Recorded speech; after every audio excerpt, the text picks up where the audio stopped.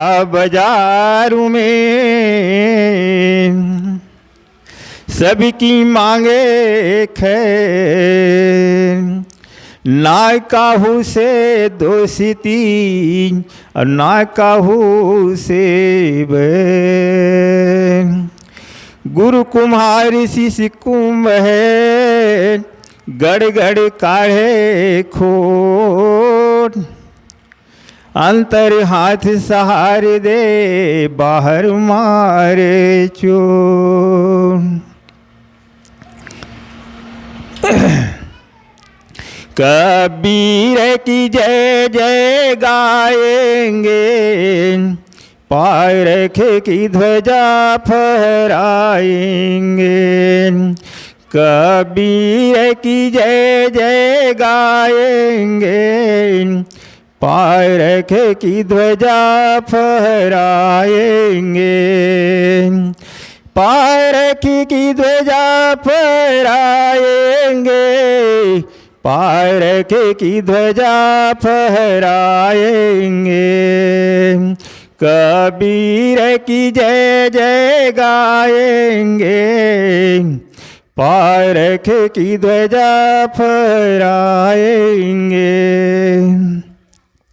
चाहे चलती हो शीतलहर, या रवि किरणें हो प्रचंड प्रखर। चाहे चलती हो शीतलहर, या रवि किरणें हो प्रचंड प्रखर। पर कदम एक हटाएंगे, कबीर की जय जय गाएंगे।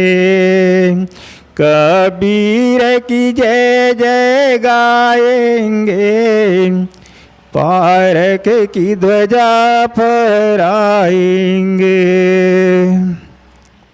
सनुमान की हमको चाह नहीं, अपमान की कोई परवाह नहीं। सनुमान की हमको चाह नहीं, अपमान की कोई परवाह नहीं। हम अपनी टेक निभाएंगे, कबीर की जय जय गाएंगे। कबीर की जय जय गाएंगे, पारख की ध्वजा फहराएंगे। संयम भजन करेंगे हम, मोक्ष मार्गी बनेंगे हम। संयम भजन करेंगे हम, मोक्ष मार्गी बनेंगे हम। तनु मन धन प्राण चढ़ाएंगे, कबीर की जय जय गाएंगे। कबीर की जय जय गाएंगे, पारख की ध्वजा फहराएंगे। बोले सद्गुरु कबीर साहेब की। कबीर जयंती अमर हो, कबीर जयंती। कबीर का याद कौन करेगा? सब करेंगे। कबीर का याद कौन करेगा? सब करेंगे। जब तक मिट्टी पानी है, गुरु कबीर की बानी है। जब तक मिट्टी पानी है, की बानी है। बोले सद्गुरु कबीर साहेब की। सभी संत समाज की जय। मुद मंगलमय संत समाज, सभी भक्त समाज को साहेब से।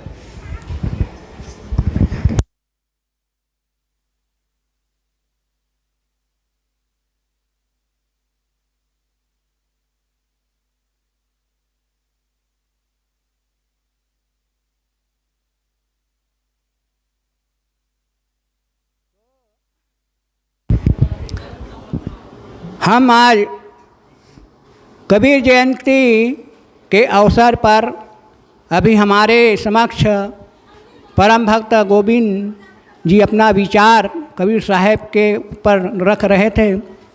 हम कबीर जयंती क्यों मनाते हैं, किसी महापुरुष की जयंती क्यों मनाते हैं, किस लिए मनाते हैं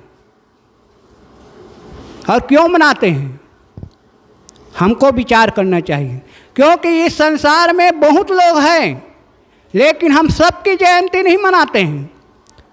अपने ही परिवार में हमारे बहुत लोग आए, हमारे पिताजी, उसके पिताजी, उसके पिताजी, उसके दादा परदादा, लेकिन हम पूछते हैं किसी को कि आप अपने पिताजी के नाम बता पाओगे, तो पिताजी का नाम बता देंगे, अपने दादा का नाम बता देंगे, लेकिन अपने दादा के उसके दादा का नाम नहीं बता सकते, भूल जाते हैं।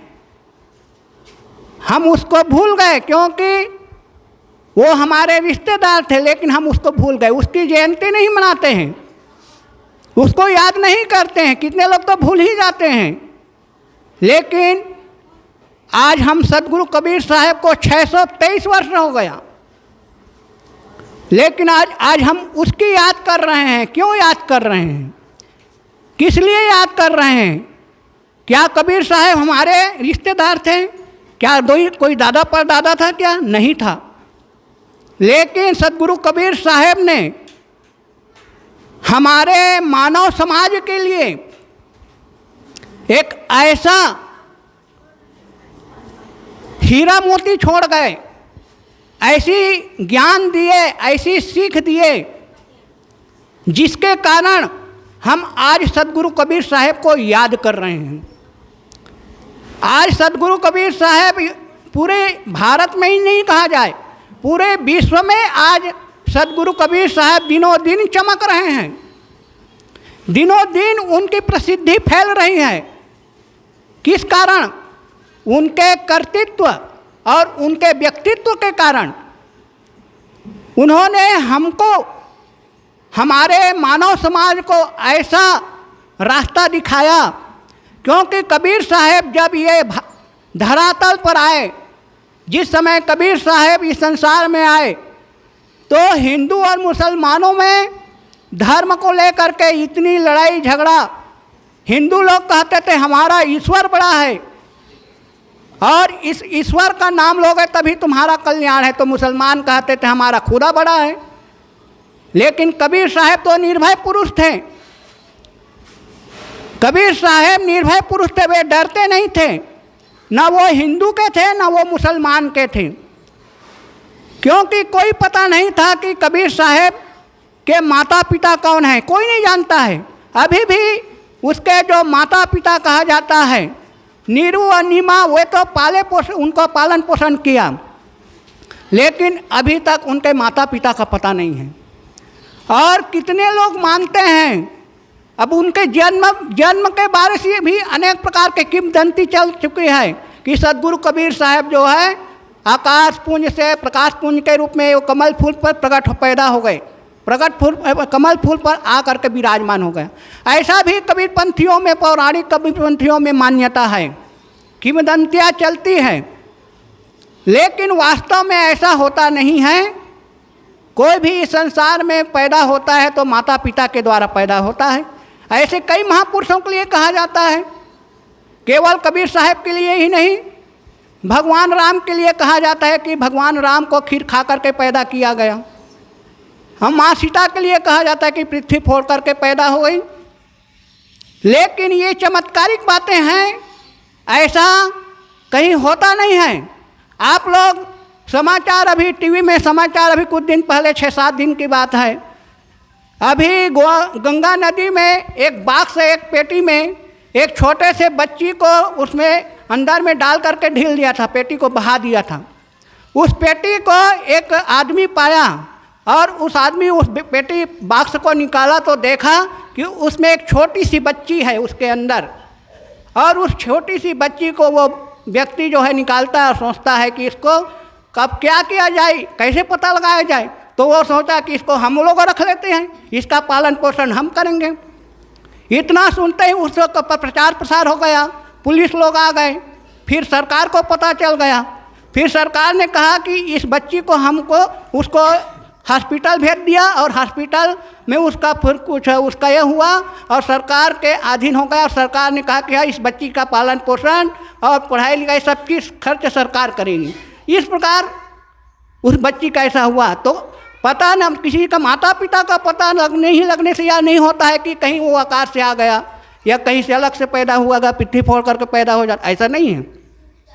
ये चमत्कारिक बातें हैं। इसी सब का पर्दाफाश करने के लिए सदगुरु कबीर साहब उस समय लोगों को चेताते हैं कि ये झगड़ो मत, ये संसार में आकर के अपनी मानवता, हम लोगों को मानवता का सीख दिए, लेकिन हम अपनी मानवता को भूल करके धर्म के नाम पर इतना लड़ते हैं, झगड़ते हैं। मेरा ईश्वर बड़ा है, मेरा राम बड़ा है, मेरा खुदा बड़ा है। सदगुरु कबीर साहब का बिजक में कहते हैं कि भाई रे दुई जगदीश कहाँ से आया? ये दो जगदीश तुम्हारा ईश्वर और तुम्हारा खुदा कहाँ से आ गया? कहूँ कौन नहीं बौराया? तुम क्यों बौरा रहे हो? कहीं खुदा अलग से खुदा गॉड और राम ईश्वर अलग नहीं है। वो राम, वो ईश्वर, वो खुदा सब तुम्हारे अंदर बैठा हुआ आत्मा परमात्मा ही खुदा राम है, उसको समझो। ऐसा कहने वाले सदगुरु कबीर साहब आज से 622 वर्ष पूर्व मानव को संदेश दिए सत्य के डंका पर। क्योंकि कबीर साहब निर्भय पुरुष थे, उनको किसी के डर नहीं था। उनको उस समय बड़े बड़े अंग्रेज, ये बड़े बड़े सिकंदर लोधी जैसे महान अत्याचारी राजा थे, लेकिन सदगुरु कबीर साहब किसी को डरे नहीं। क्योंकि उनको मौत का भय नहीं था, न उनको संप्रदाय का भय नहीं था, न उनको देवी देवता का भय नहीं था, न भगवान भवानी का भय नहीं था, किसी का भय नहीं।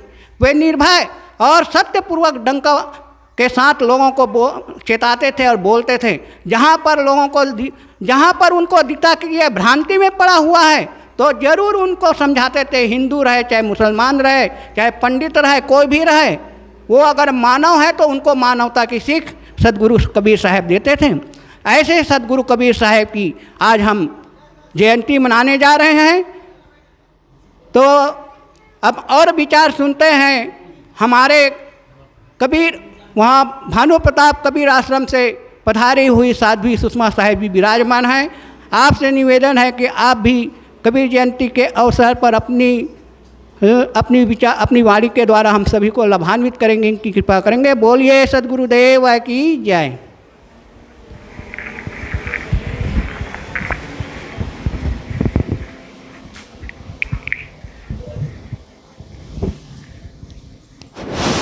बोलिए सदगुरु कबीर साहेब की, सदगुरु कबीर साहेब की जय। आज हम सब सदगुरु कबीर साहेब के जयंती में 622वां जयंती मना रहे हैं। इसके उपलक्ष्य में आप सभी को बहुत बहुत शुभकामनाएं। आपका जीवन मंगलमय हो। कबीर साहब का जन्म विक्रम संवत 1456 को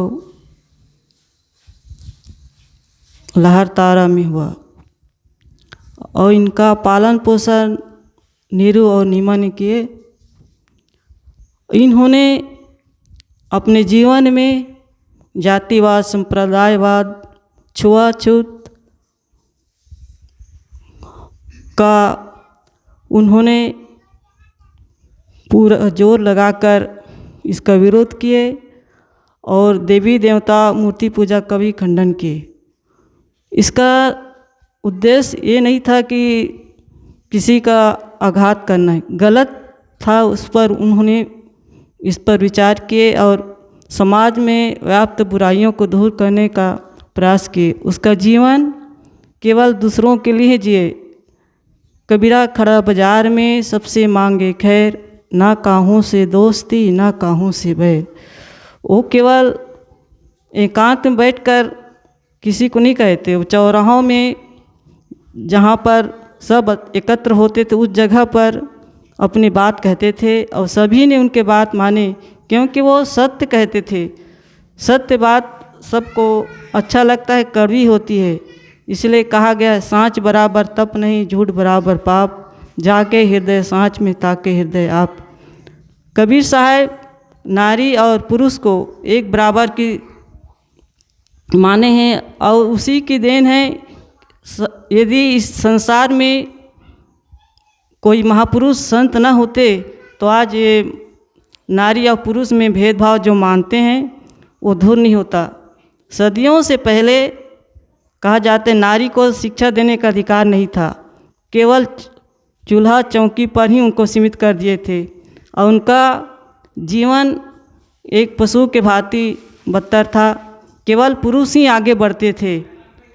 पहले सती प्रथा था, यदि पुरुष का शरीर छूट जाने पर उसके पत्नी को उसके साथ जिंदा जला देते थे ताकि उस पुरुष को स्वर्ग मिल जाए। ऐसी ऐसी कुप्रथा हमारे समाज में व्याप्त थी, आज भी है। आज भी कन्या का भ्रूण हत्या होता है। अभी व्हाट्सएप में एक जगह यूपी में दिए हैं, एक नवजात कन्या का 2-4 बोरी में भर कर उनको बाहर में फेंक दिए थे। कुछ लोगों ने खोल कर देखे तो एक बच्ची थी, जिंदा थी। फिर उसको अच्छा जगह रख के उनको कोई जगह आरक्षित संरक्षण में दे दिए। ऐसे ऐसे हालत है। और हमारे समाज में जब तक कन्या को बराबर की दर्जा नहीं देंगे, बेटी और बेटा का बराबर दर्जा नहीं देंगे, तब तक हमारा समाज हमारा विकास नहीं कर सकता, गांव आगे नहीं बढ़ सकता। हम नारी को केवल भोग तत्व मानते हैं, उसे बराबर के दर्जा नहीं देंगे तब तक हम आगे नहीं बढ़ सकते। और इसे जब तक हम अपने में नहीं उतारेंगे, हम बराबर की दर्जा नहीं देंगे। आप जानते हैं हमारे देश को आज़ादी दिलाने में प्रथम स्वतंत्रता संग्राम में 1857 में हुआ था, वो नारी थी महारानी लक्ष्मीबाई, जिन्होंने अपने शरीर को न्यौछावर कर दी देश के खातिर। वैसे ही आप शिक्षा के क्षेत्र में देखें, नारी को शिक्षा देने में सबसे पहले कहाँ हुआ था आप जानते हैं? महाराष्ट्र में पूना गांव, पूना है शहर है, वहाँ पर सावित्री फुले, श्रीमती सावित्री फुले ये जब गांव में निकलती थी नारी को शिक्षा देने के लिए, तो स्वर्ण वर्ग उच्च वर्ग के लोगों ने उनका विरोध किए। जब वो निकलती थी तो उसके ऊपर गोबर कीचड़ फेंक देते थे। तो क्या करती थी, एक कपड़ा और रखती थी थैला में, फिर उसको निकाल कर वहाँ जहाँ पर पढ़ाती थी वहाँ पहुँचती थी। इस प्रकार धीरे धीरे हमारे समाज में नारी को भी बराबर की दर्जा दी। आज तो सभी बराबर हैं, नारी और पुरुष। ये सब संतों की देन है, और संत ना होते तो हम कहाँ का बराबर दर्जा मिलता। जितने हैं जितने संतों की देन है, और वही ही हमें आगे बढ़ाते हैं। इस जीवन में हम जो कुछ भी मिलता है हमें साधु संतों के, संत सहायक जीव के संत नहीं पार लगाए, औरों से यह होए नहीं जो भ्रम दूर भगाए। ये संत ही हैं, संत के कारण ही हैं। इसलिए हमें सत्संग में जाना चाहिए, सदग्रंथों का अध्ययन मनन चिंतन करना चाहिए। और सदगुरु कबीर साहिब की रचित ग्रंथ बीजक, आप बीजक को जितना पढ़ेंगे उतना आपको हीरा मोती मिलेगा। जैसे समुद्र में जितना अधिक उसका मंथन करेंगे उतना ही मणि निकलता है, वैसे ही हम बीजक को पढ़ेंगे तो हमें आत्मधन की मणि मिलेगी। इसे आप जीवन में संजोए और जीवन में उतारे तो हमारा जयंती मनाना सफल है। किसी भी महापुरुष का जीवन को उतारेंगे और हमें भटकाने वाले काम में नहीं जाना चाहिए, क्योंकि संसार में अधिक भ्रम फैलाने वाले अधिक हैं। तो इस भ्रम को छोड़ने वाले सद्गुरु संतों की सेवा में रहें और अच्छे विचार को जीवन में उतारे। मैं इसी शब्दों के साथ यहीं पर विराम देती हूँ। बोले सद्गुरु देव की जय, सद्गुरु कबीर साहेब की जय, संतधार साहेब की जय। बोलिए सद्गुरु देव की जय।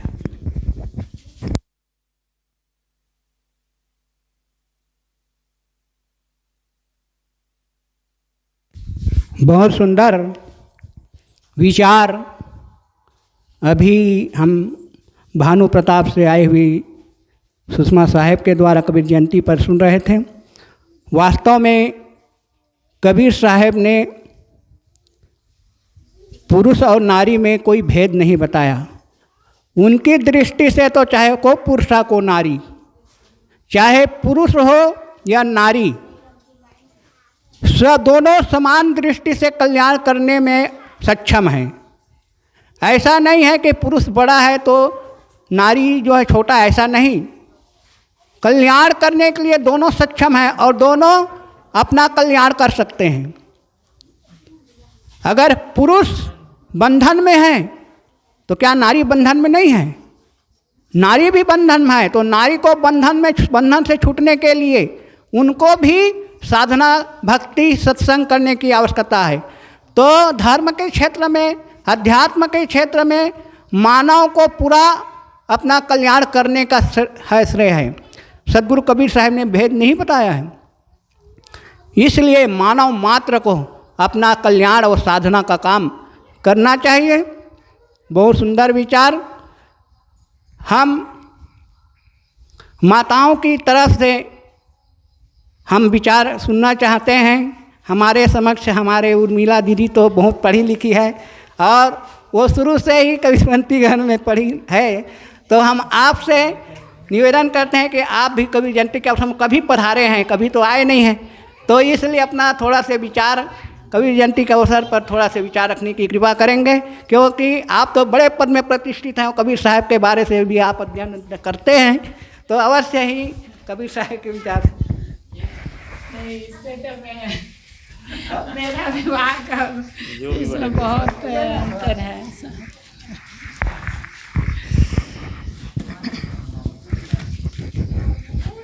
मेरे से नहीं होगा भाई।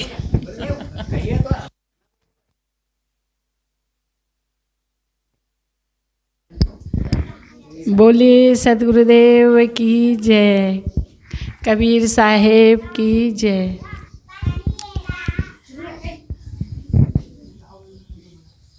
आज कबीर जयंती है और इस उपलक्ष्य में ग्राम परसोदा के सभी माता बहनें, भाई और गुरुजन सभी को मेरा प्रणाम। ओम। कबीर जी के जो विचार हैं वो तो अनंत हैं और इस विचार में हम उनके विचार को थोड़ा थोड़ा ग्रहण करके चल रहे हैं तो अपने जीवन को सार्थक बना सकते हैं। आज के परिवेश में नशाखोरी और बेविचारी, मोबाइल का ज़माना है, कंप्यूटर का ज़माना है, लोग बिगड़ रहे हैं। तो सत्य मार्ग में चलने के लिए कि ये अच्छा मार्ग है कि हम थोड़ा थोड़ा कोई भी पुस्तक को अनुसरण करें और अच्छे विचार को अपने जीवन में उतारें, तो गलत राह पर जो बच्चे चल रहे हैं वो बच्चे भी अपने जीवन के बारे में आगे सोचेंगे और समाज का अच्छा कल्याण होगा। समाज में अच्छा होगा, परिवार में अच्छा होगा तो देश भी अच्छा बनेगा। इसी शब्दों के साथ मैं अपने वाणी को विराम देती हूँ। ओम साहेब बंदगी।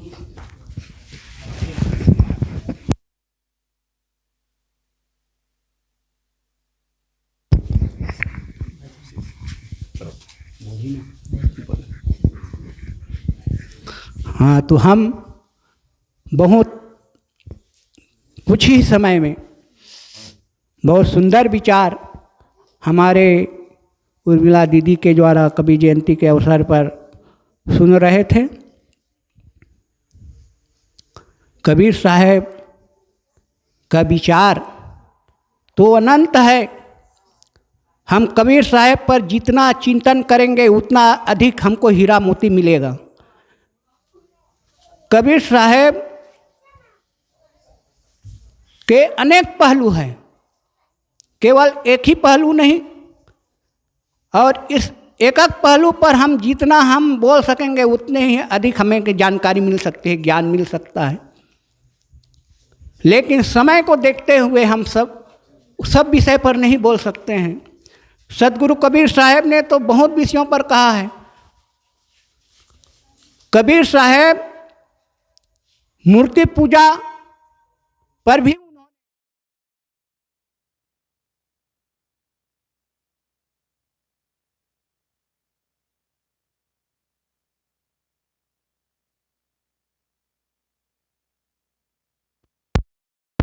याते तो चाकी भली पीस खाए संसार। इस साखी में कबीर साहब का कहना क्या है? कबीर साहब उस कबीर पंथियों को समझाते हैं कि तुम कबीर पंथी होकर के अगर मूर्ति का पूजा करते हो तो मूर्ति पूजने से कुछ मिलने वाला नहीं है। उससे तो अच्छा पाहन पूजे हरि मिले। मैं अगर पाहन पत्थर को पूजता हूँ, अगर तुम पत्थर को पूजते हो, हरि तुमको मिल रहा है, तो उससे अच्छा है तो पाहन पूजे हरि मिले। तो मैं पूजूं पहाड़, मैं तो पहाड़ को पूजने को तैयार हूं, क्योंकि पहाड़ तो बहुत बड़ा होता है। और याते तो चाकी भली पीस खाए संसार। अरे उससे अच्छा तो चक्की अच्छा है। चक्की भी एक पत्थर है और उस पत्थर से लोग गेहूं पीस करके रोटी बना के खाते हैं। उससे अच्छा है वो चक्की, उसकी पूजा करना चाहिए। लेकिन चक्की की कोई पूजा नहीं करता है। पूजा किसकी करता है? एक बजरंगबली बना लिया, एक दुर्गा बना लिया, एक राम जी का बना लिया पत्थर का, और उसकी पूजा करते हैं। उसके सामने नतमस्तक होते हैं। कबीर साहब ये सबको समझाते हैं कि मूर्ति का पूजा करने से कुछ मिलने वाला नहीं है, मूर्ति पूजा का त्याग करो। और चेतन पूजन, जो सजीव है, चेतन है, चेतन मूर्ति का पूजा करोगे तो तुम्हारा कल्याण हो सकता है, मोक्ष हो सकता है। ऐसे संत महापुरुषों की सेवा करो जो सजीव रूप में है। उसकी सेवा करेंगे तो हमें ज्ञान मिल सकता है, बोध हो सकता है। और जो निर्जीव मूर्ति है, यह सब चीज का खंडन करते हुए सदगुरु कबीर साहब 600 वर्ष पूर्व हम सबको मानवता की सीख देते हुए यही सब बात दिए, शिक्षा में दिए हैं। तो और हम अब विचार सुनते हैं। हमारे समक्ष हमारे ही साथी हैं,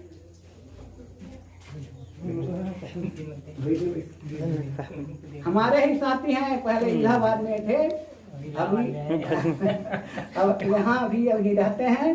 हमारे साथी उमेंद्र साहब जी से निवेदन है कि आप भी अभी कबीर जयंती के समय विराजमान हैं। आपसे निवेदन है कि आप भी अपना कबीर जयंती के अवसर पर कोई विचार रखने की कृपा करेंगे। बोलिए सदगुरुदेव की जय।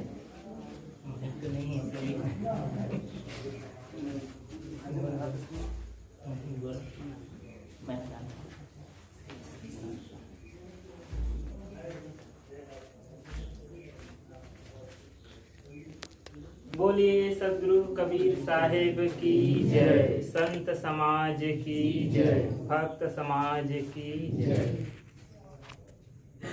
परम पूज्य साहेब जी, वंदनीय संत समाज, भक्त प्रेमी सज्जनों, माताओं, साहेब जी की आज्ञा हुई है, आज्ञा पालना। कुछ देर कुछ कहने का प्रयास कर रहा हूँ। उससे पूर्व एक भजन सुनाता हूँ। सदगुरु कबीर साहब जी का एक बहुत ही प्रसिद्ध भजन है, सब लोग आप लोग सुने ही होंगे।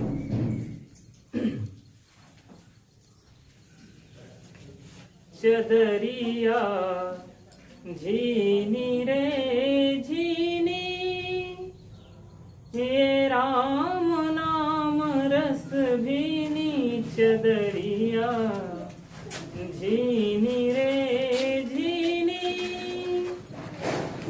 अष्ट कमल का चरखा बनाया, 5 तत्व की पूनी। अष्ट कमल का चरखा बनाया, 5 तत्व की पूनी। 9-10 मास बुनन को लागे, 9-10 मास बुनन को लागे।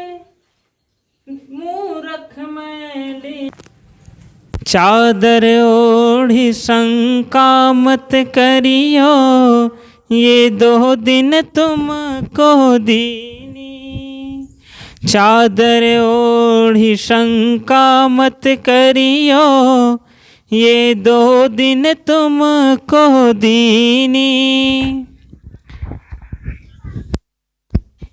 मुँह रख लो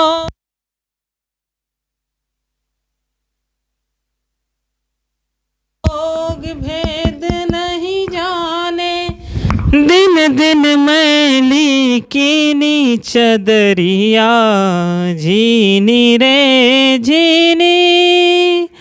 ये राम नाम रस भीनी चदरिया, झीनी रे झीनी। ध्रुव प्रहलाद सुदामन ओढ़ी, शुकदेव ने निर्मल कीनी। ध्रुव प्रहलाद सुदामन ओढ़ी, शुकदेव ने निर्मल कीनी। दास कबीर ने ऐसी ओढ़ी, दास कबीर ने ऐसी ओढ़ी, जो के तो धर दीनी।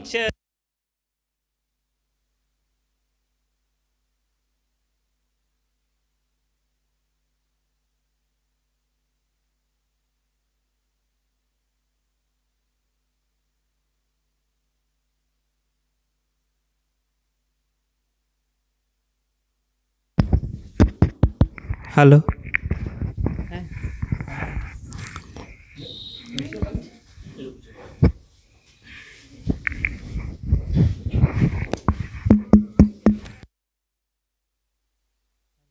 Hello hello hello hello hello.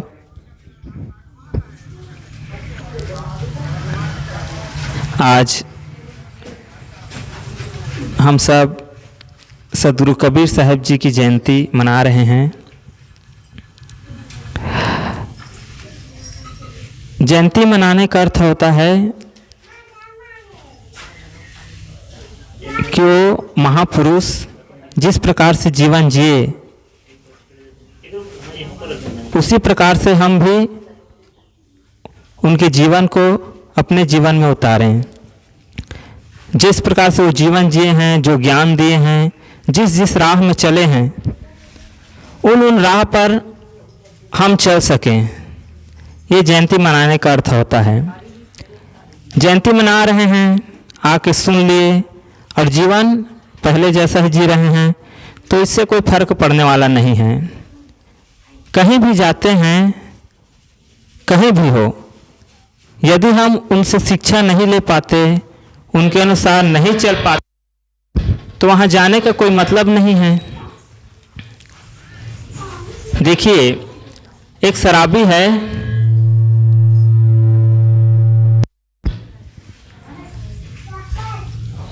शराब खाना में कोई व्यक्ति जाता है,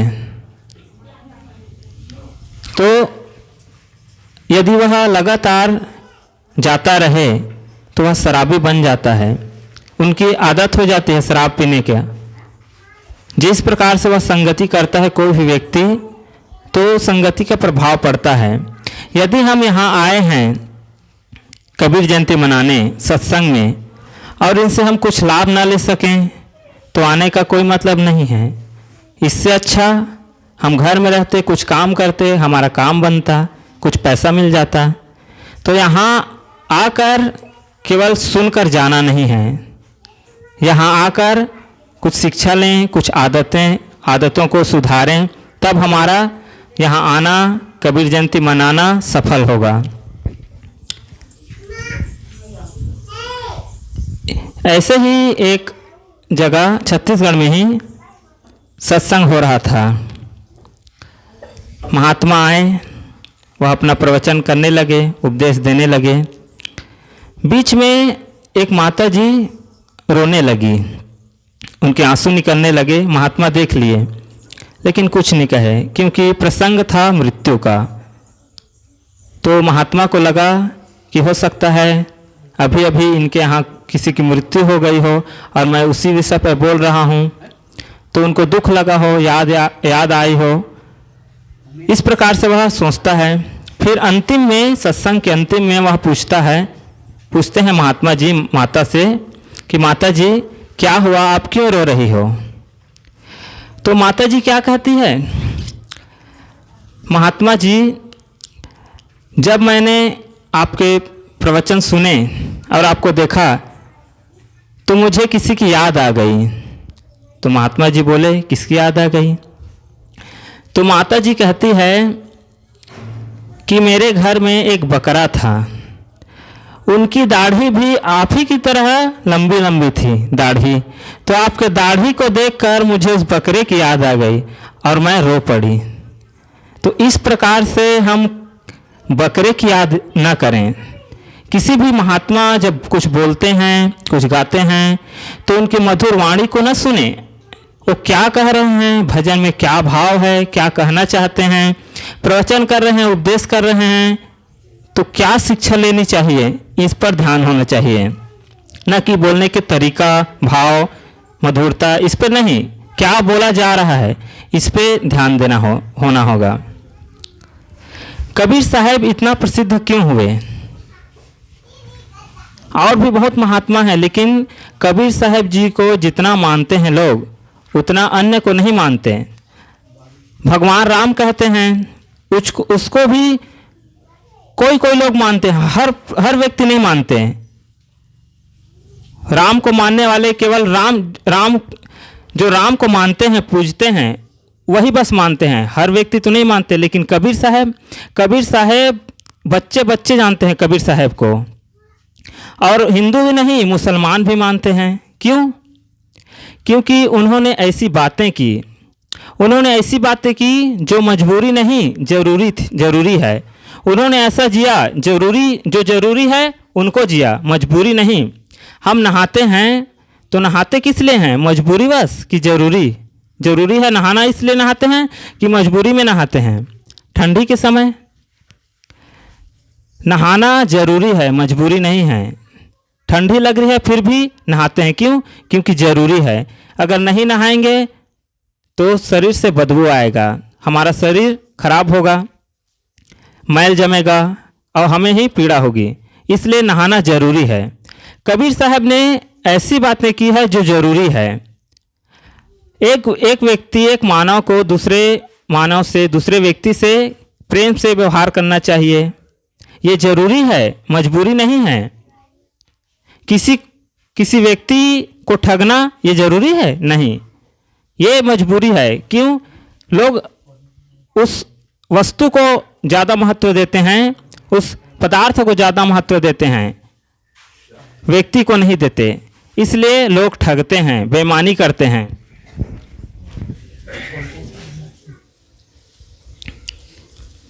कबीर साहब प्रेम की बातें बतलाते हैं, एकता की बातें बतलाते हैं, समता की बातें बतलाते हैं। इसलिए, और यह हर व्यक्ति चाहता है, यदि व्यक्ति दूसरे व्यक्ति से ऐसा व्यवहार करें जो खुद चाहता है, तो कहीं लड़ाई झगड़ा नहीं होगा। लोग चाहते हैं कि हमसे कोई झूठ ना बोले, और स्वयं दूसरे से झूठ बोलते हैं। दूसरे को लोग चाहते हैं कि हमें लोग ठगे ना, लेकिन दूसरों को ठगते हैं। और ऐसा हर व्यक्ति करता है, हर व्यक्ति जो ठगा जा रहा है वो भी ठगता है, जो ठगा रहा है वो भी ठगता है। एक यही मसला, चलो वोल्टेज नहीं है, ऊपर बंद कर दीजिए ना। हेलो,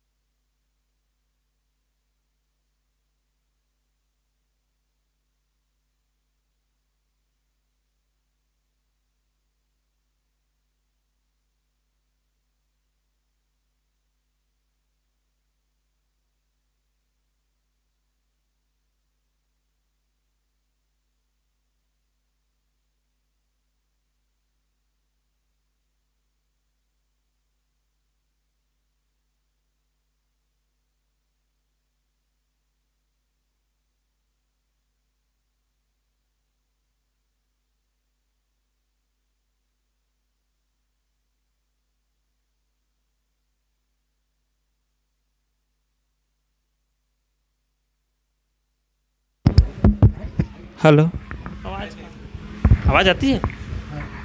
हेलो, अच्छा। तो आप किसी साइकिल बनाने वाले के पास जाएंगे और विनम्रता के साथ उनसे बात करेंगे तो आपके साइकिल बनाएगा। इसी प्रकार से सत्संग में हम जाते हैं, गुरु के पास जाते हैं और अहंकार लेकर जाएंगे तो हमारे पास कुछ आने वाला नहीं है। यदि हमारा पात्र ही भरा हुआ है तो हम अन्य चीज़ें, अन्य वस्तु, अन्य ज्ञान की बातें कैसे उसमें समाएगा। कहीं भी जाएं तो विनम्र होकर जाएं, खाली पात्र लेकर जाएं, तब उसमें हम कुछ सामान डाल सकते हैं। गिलास पहले से पानी से भरा हुआ है और हम चाहते हैं कि उसमें दूध भरें, और तो जब भरा हुआ है तो उसमें दूध कैसे आएगा। यदि हमारा पात्र गिलास खाली रहता तो हम उसमें दूध डाल सकते, लेकिन हमारा जो पात्र है, गिलास है, वह पहले से ही भरा हुआ है तो उसमें दूध नहीं आएगा। इसलिए सबसे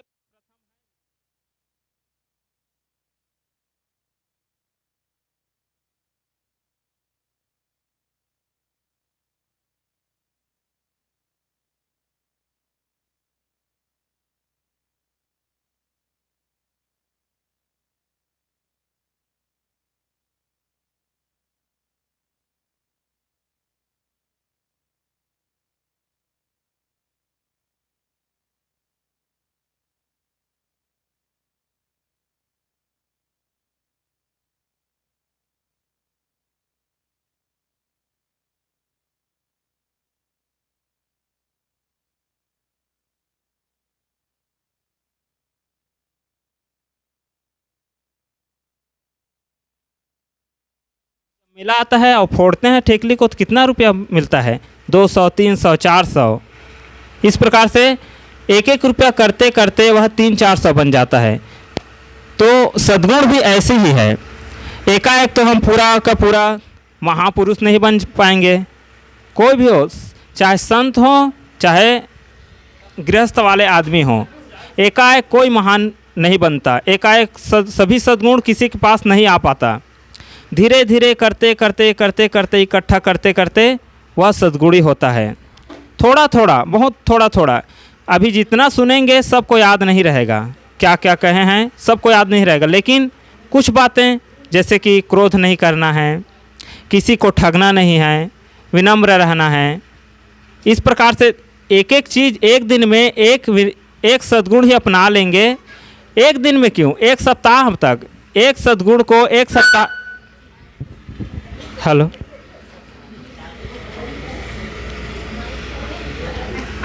एक सप्ताह तक, एक सप्ताह के लिए आप मान लीजिए कि मैं क्रोध नहीं करूंगा और कुछ मत ध्यान दीजिए और बहुत सारे सद्गुण आ जाएं, ऐसी बात नहीं है। बहुत अच्छा बन जाऊं ऐसी बात नहीं है। एक ही चीज़ को लीजिए कि मैं आज से क्रोध नहीं करूंगा, बस। अब उसको एक सप्ताह तक याद रखिए। याद रखना ही मुश्किल हो जाता है। हम क्रोध जब करते हैं, जिस समय वो माहौल आता है, परिवेश होता है, उस समय याद नहीं रहता है कि मैं क्या कर रहा हूँ। अभी तो सुन रहे हैं कि क्रोध नहीं करना चाहिए, लेकिन जिस समय वैसी परिस्थिति बनती है तो भूलना हो जाता है। इसलिए रोज़ याद करेंगे, रोज़ याद करेंगे कि क्रोध नहीं करना है, क्रोध नहीं करना है। तब उस समय जब परिस्थिति आएगी, ऐसी प्रतिकूल परिस्थिति, तब उस समय याद आएगा कि हाँ, मुझे क्रोध नहीं करना है, मैं जानता हूँ।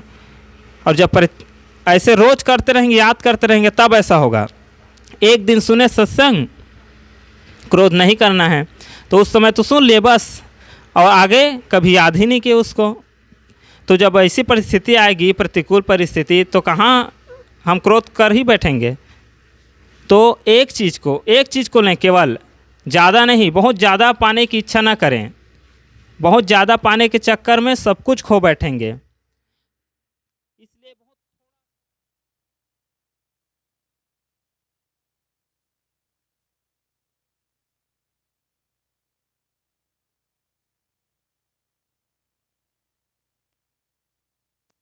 भी आपको लगता है कि मुझ में अमुक कमी है, मैं अमुक चीज़ को बहुत मानता हूँ या कमी है, उन चीज़ को मुझे दूर करना चाहिए। किसी एक चीज़ को ले, बस क्रोध है तो क्रोध को दूर करूँगा, ऐसा सोच लीजिए।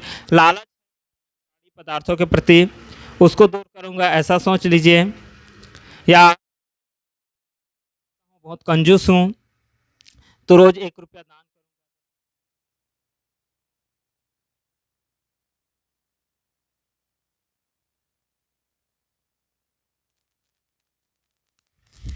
कबीर साहब इसलिए महान हुए कि वह बहुत छोटी छोटी बातों को बतलाते हैं जो ज़रूरी है। बहुत गुण की बात नहीं, बहुत ज़रूरी है और हर व्यक्ति उस बात को जानता है, बस वह जी नहीं पाता। और कबीर साहब उन्हीं छोटी छोटी बातों को जीकर अपने जीवन में उतार कर वह महापुरुष हो गए, महापुरुष बन गए। और हम आज उनकी जयंती मनाते हैं, उनको याद करते हैं। बहुत छोटी छोटी बात है, कौड़ी कौड़ी जोड़ के पूंजी लक्ष्य करोड़। ये कितनी सब जानते हैं कि कौड़ी कौड़ी जोड़ने से पूंजी लक्ष्य करोड़ हुआ जाता है। आखिर जितने भी अरबपति खरबपति हुए हैं, एकाएक उनको एक ही दिन में मिल गया होगा इतना पैसा? नहीं, थोड़ा थोड़ा करते करते इकट्ठा करते करते वह इतना पैसा कमाया है। और सबसे बढ़िया उदाहरण तो वही ठेकली वाला। छोटे बच्चे होते हैं, 1-1 रुपया करते करते करते करते साल भर में 100 रुपया, 200, 300, 400 कितना इकट्ठा कर लेते हैं। इसी प्रकार से जीवन में यदि जीवन को सुखी बनाना चाहते हैं, जीवन को सुखपूर्वक जीना चाहते हैं, तो थोड़ा करते करते करते करते सद्गुणों को इकट्ठा करते रहें। थोड़ा थोड़ा अपने बुरी आदतों को छोड़ते जाएं, अच्छी आदतों को अपनाते जाएं और अपने जीवन को सुधारते जाएं। तब हमारे यहाँ आने का, सत्संग में बैठने का, कबीर जयंती मनाने का उद्देश्य पूरा होगा। बस इतना ही कहकर मैं अपने वाणी पर विराम देता हूँ। बोलिए सद्गुरुदेव की जय, संत समाज की जय।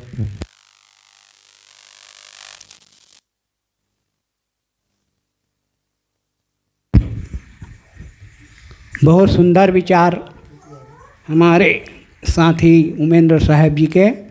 कबीर जयंती मनाने का फल क्या है? हम कबीर जयंती मना रहे हैं तो हमारे जीवन का क्या फल होना चाहिए? कबीर जयंती मनाने का फल है कि हम जैसा कबीर साहब ने अपने जीवन को बना करके इस संसार से चले गए और दूसरों को सीख दे गए, उसी प्रकार हमको भी अपने जीवन को बनाना है। हम भी कबीर साहब की तरह बन सकते हैं, हम भी बन सकते हैं।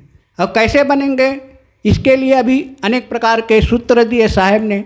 उस सूत्र को अगर हम जीवन में अपनाएंगे, जीवन में धारण करेंगे, तो हम भी एक दिन कबीर साहब जैसे बन सकते हैं, कबीर बन सकते हैं। कबीर का अर्थ क्या होता है? कबीर का अर्थ होता है महान। तो महान कौन बनता है? महान केवल कबीर साहब ही महान आप सब, हम सब महान बन सकते हैं। शर्त यह है कि अपने आप को निर्मल करते जाएंगे, अपने गलत विचारों को छोड़ते जाएंगे, अपने जीवन को पवित्र करते जाएंगे, हम महान बनते चले जाएंगे। ये कबीर साहब के जीवन जीने की शैली को अगर हम भी अपनाते हैं तो कबीर साहब को याद करना हमारी सार्थकता है। कबीर पंथी, कबीर अनुयायी होना भी सार्थक हो जाएगा। तो इस प्रकार हम बहुत सुंदर विचार श्रवण किए। अब हम संतों के विचार सुनेंगे, थोड़ा से हम और थोड़ा कुछ मिनट भक्तों के विचार सुन लेते हैं बीच में। तो हमारे समक्ष कोदा गांव से हमारे गिरवर साहू जी थोड़ा विराजमान है। आप भी थोड़ा कुछ क्षण आप भी अपना थोड़ा सा विचार रखें, उसके बाद फिर संतों का और विचार सुनेंगे। बस थोड़ा सा फटफट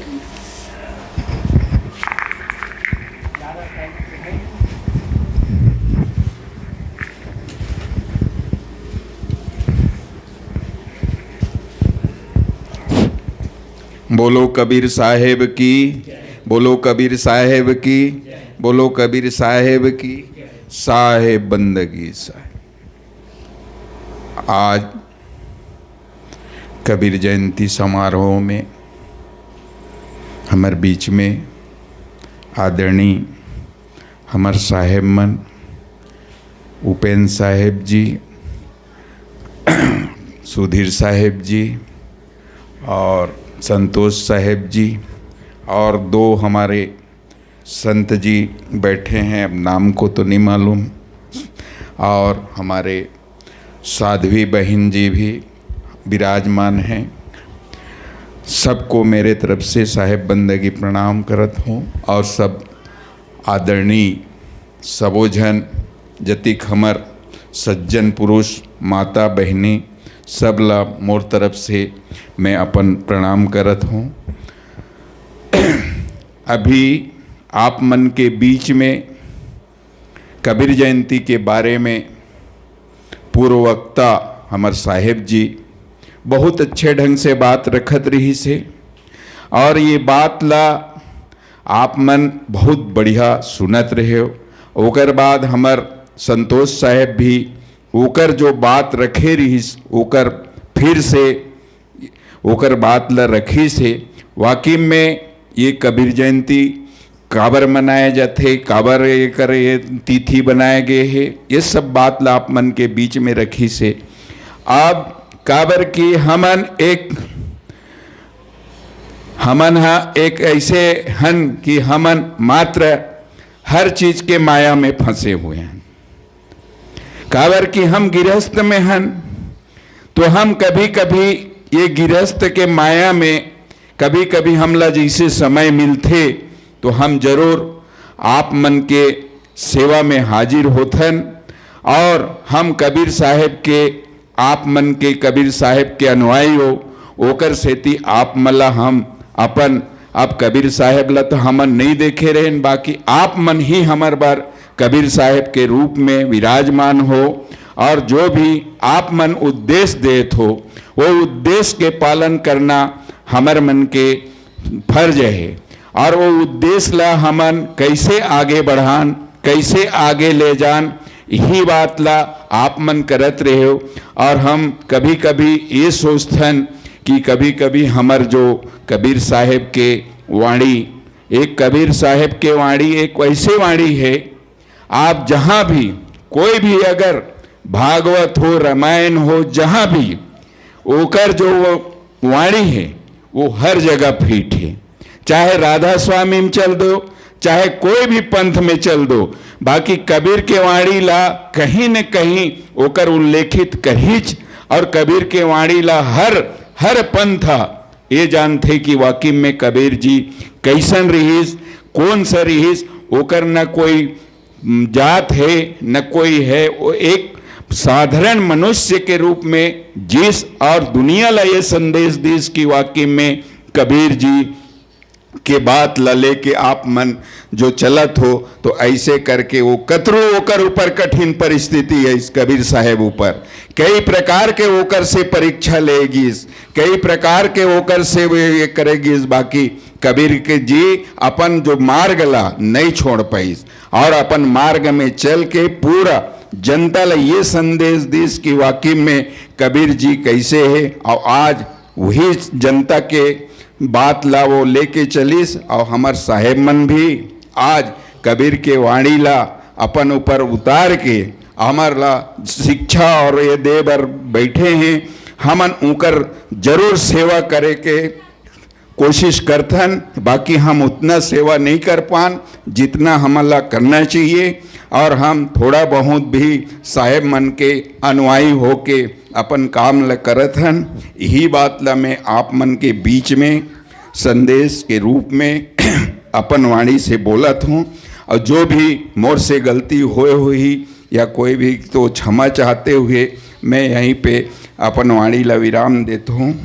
काबर कि मैं ज़्यादा ना बोलूँ, साहेब मन के सुने बाहन, हम सुनायल नहीं आहन। अब वो ज़बरदस्ती अब मोला दो शब्द बोले किस तो बोल दे हों, और ज़्यादा मैं नहीं बोलूँ। यही बात के साथ मैं अपन वाणी विराम देता हूँ। साहेब बंदगी साहेब।